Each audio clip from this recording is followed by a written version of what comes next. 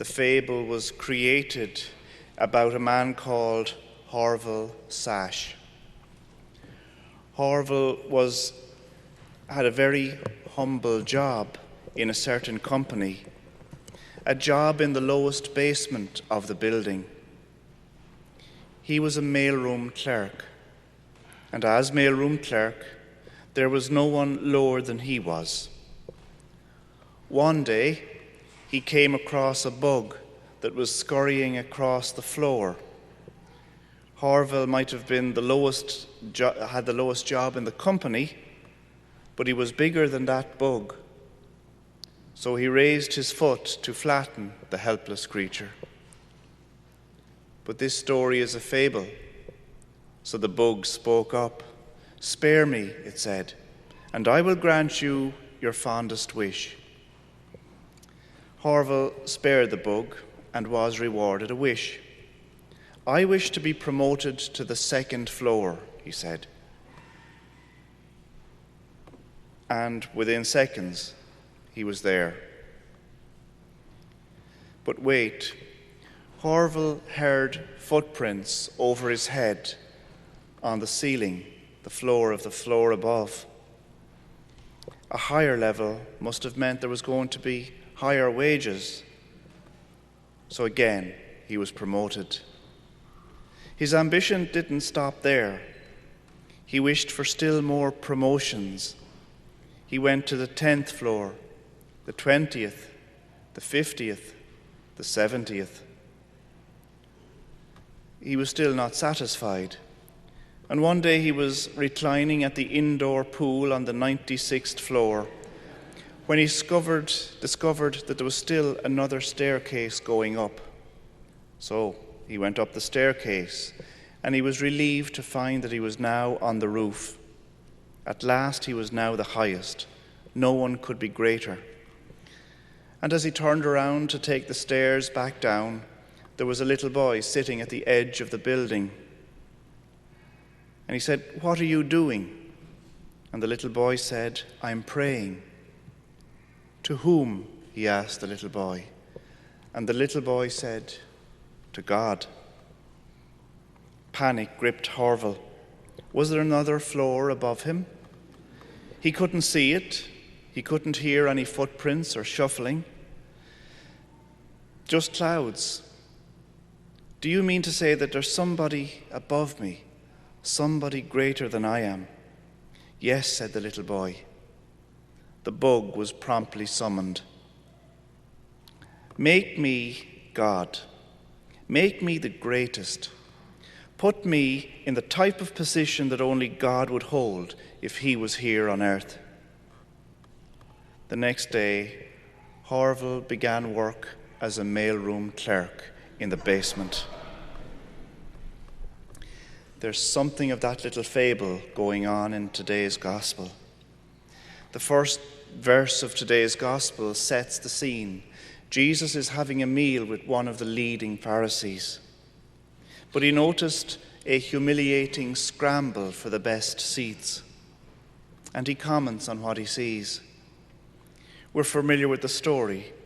The guest that arrives early to the feast, if he takes the first and best seat, there is always the risk that someone greater than him might come and he be asked to take a less special place. Jesus recommends to his listeners to take the lowest place. In that event, the only risk is that you be asked to move higher. And since it is the host's party, he should be the one to decide the places. The Pharisees, despite their ability to keep the law of Moses, were often seen as boastful, arrogant, and rude. The setting is that they're about to correct Jesus. They're about to straighten him up because he was seen healing somebody on the Sabbath. But it's very important, if you go to point the finger at somebody, to recognize when you point your finger, there are 3 other fingers pointing back at you. And that's what happens to the scribes and Pharisees as Jesus bursts their preconceptions. He tells them their self-importance is not justified and that they are going nowhere.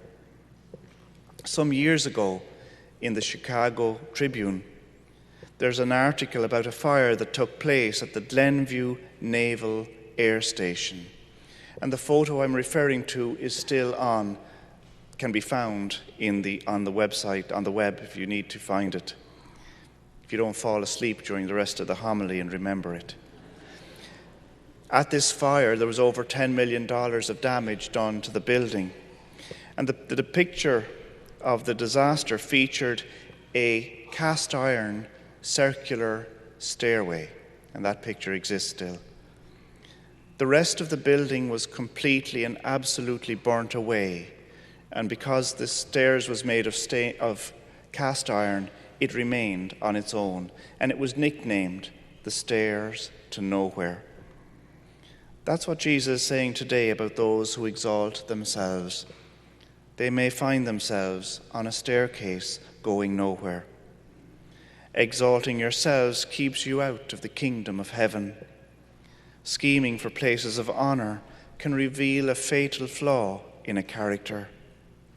Elbowing your way past others can seem to be a sinful ambition.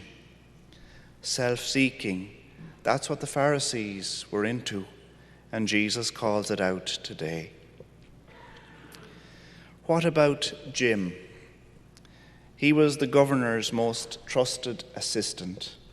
He worked in the governor's office, but sadly he died one night in his sleep. The governor had depended on Jim for advice on every subject, from upcoming pending bills to wardrobe decisions. Jim had been his closest friend. So it was understandable that the governor didn't take kindly the droves of ambitious people that approached him to see if Jim's job as advisor was open. They didn't have the decency to wait until the man was buried, the governor thought to himself. At the funeral, one eager beaver made his way to the governor's side. "Governor," he said, "is there any chance that I could take Jim's place?" "Certainly," replied the governor, "but you'd want to hurry because the undertakers haven't put the lid on the casket yet." Today, Jesus addresses his host, where he promotes a more radical style of invitation, learning humility not so much by playing musical chairs at banquets, but by relating with the poor, the crippled, the lame, and the blind. The guest list for Jesus' banquet is different. God is the host whose delight is to feast with those who are usually overlooked in the scramble for honor. So the guest list includes the old lady with the moth-eaten fur coat who carries her kingdom in a paper bag, or the legion of crippled who hobble through South Pasadena with all their worldly possessions on a cart, the blind who have to feel their way for the warmth of a fire they cannot see, the lonely who are invited nowhere. These are the ones who will be led to the seats of honor in the kingdom. The little people who cannot return the invitations, but yet are hungry for the food and company at table. Jesus has a creed that hugs these people into importance. In the upside-down world of the gospel, there is wisdom of reversal. Behind what appears to be ugliness, there is beauty. Behind what appears to be foolishness, there is wisdom. Behind the faces of the scarred and broken, there is great dignity. Jesus keeps God's preference for the little people at the heart of his teaching. He expresses the kind of love that sees beyond appearance, the kind of love that pierces disguises. It's the kind of love that calls people out of their imprisonment, the love that dignifies people and asks that our love be the same. Lord, help us to remember that we are all lost and lonely. We have been invited into the kingdom, not because we are worthy, but because God loves us and wants us to be there. Ought that not cause us to reach out and bring those around us with us, that we would see those in need and offer help? Lord, guide us to the table of your banquet.